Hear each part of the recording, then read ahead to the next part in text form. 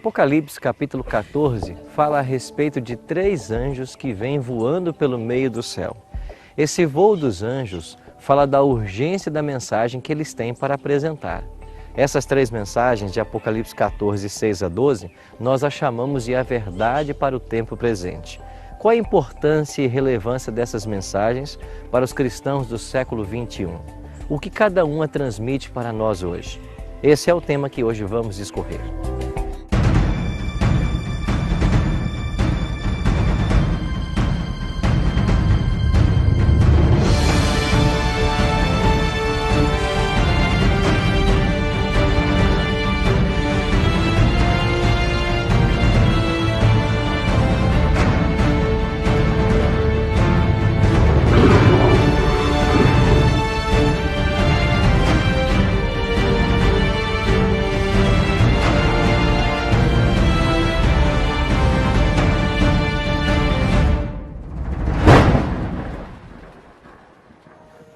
Olá amigo, olá amiga, mais uma vez sejam bem-vindos ao estudo do livro do Apocalipse.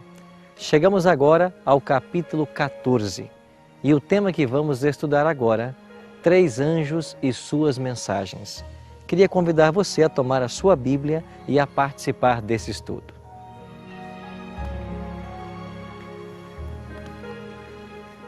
O capítulo 14 de Apocalipse é um dos capítulos mais extraordinários.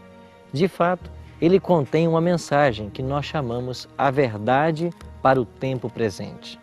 Em todas as épocas, Deus teve uma verdade para o tempo presente. Por exemplo, no Jardim do Éden, a verdade presente de Deus para Adão e Eva era: não coma desta árvore. No dia em que vocês comerem do fruto desta árvore, vocês irão morrer. Eles comeram e morreram. Nos dias de Noé, a mensagem presente ou a verdade presente de Deus para aquele povo foi: virá um dilúvio sobre a terra. Aqueles que entrarem no barco que Noé está construindo serão salvos. Quem não entrar irá perecer. E veio o dilúvio, e aqueles que não acreditaram nessa mensagem, eles se perderam. Agora eu pergunto para você, qual é a verdade presente de Deus para os nossos dias? Esta está contida em Apocalipse capítulo 14, a partir do verso 6. E eu queria que você acompanhasse comigo a leitura do texto. Vi outro anjo voando pelo meio do céu, tendo um evangelho eterno para pregar aos que se assentam sobre a terra, a cada nação, tribo, língua e povo, dizendo em grande voz: temei a Deus e dai-lhe glória, pois é chegada a hora do seu juízo, e adorai aquele que fez o céu, a terra e o mar e as fontes das águas. O verso 6 nos diz que esse anjo tem em suas mãos o evangelho eterno. Por que esse evangelho é o evangelho eterno? É porque Deus não tem 2 formas de salvar o ser humano. Todos os homens, em todas as épocas, foram salvos através de Jesus Cristo, através da cruz, com uma única diferença. Os cristãos veterotestamentários eram salvos por crerem num sacrifício vindouro, num sacrifício que ainda não havia se consumado. E os cristãos do Novo Testamento, nós somos salvos por crermos num sacrifício que já se consumou no ano 31 da história. Mas todos somos salvos através da cruz. Agora, esse anjo está anunciando em alta voz 2 importantes verdades. A primeira, ele diz assim: temei a Deus e dai-lhe glória, pois vinda é a hora do seu juízo. A palavra de Deus diz que Deus estabeleceu um dia em que há de julgar todos os homens com justiça. O juízo é uma realidade.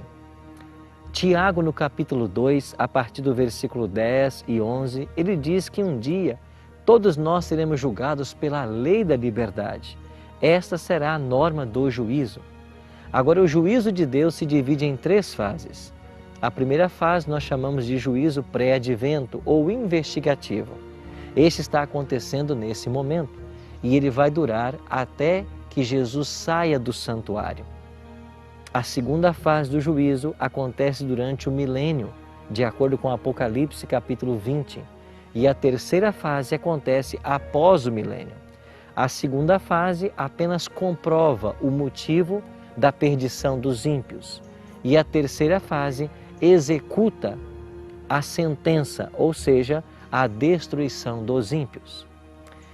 Esse primeiro anjo ainda anuncia uma segunda verdade. Ele diz que nós devemos adorar aquele que fez os céus, a terra, o mar e as fontes das águas. De onde o anjo está tomando essa expressão? É lógico que é do quarto mandamento, Êxodo capítulo 20, versos 8 a 11. Então, em outras palavras, o anjo está dizendo: o juízo chegou e nós devemos adorar a Deus no dia em que Ele criou para ser adorado. Qual é a mensagem do segundo anjo? Leia comigo o versículo 8.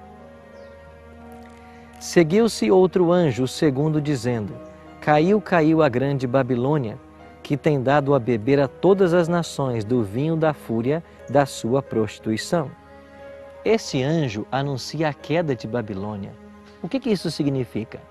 Se Babilônia, a cidade, já havia caído lá em 539 a.C., e o Apocalipse foi escrito no final do primeiro século, não estamos falando da Babilônia antiga, mas aqui trata-se de uma Babilônia mística ou espiritual. E assim como no passado o rio Eufrates alimentava a cidade de Babilônia, hoje também há um rio que alimenta esta Babilônia mística e que na queda da sexta praga, lá em Apocalipse 16, 12, o rio Eufrates voltará a se secar e isso vai provocar a queda de Babilônia. Nesse contexto, a queda de Babilônia significa que nós devemos exaltar a verdade de Deus para que o erro caia por terra. E quando a verdade de Deus for pregada e o erro cair por terra, nós teremos então a queda de Babilônia. Chegamos então ao terceiro anjo, versos 9 em diante.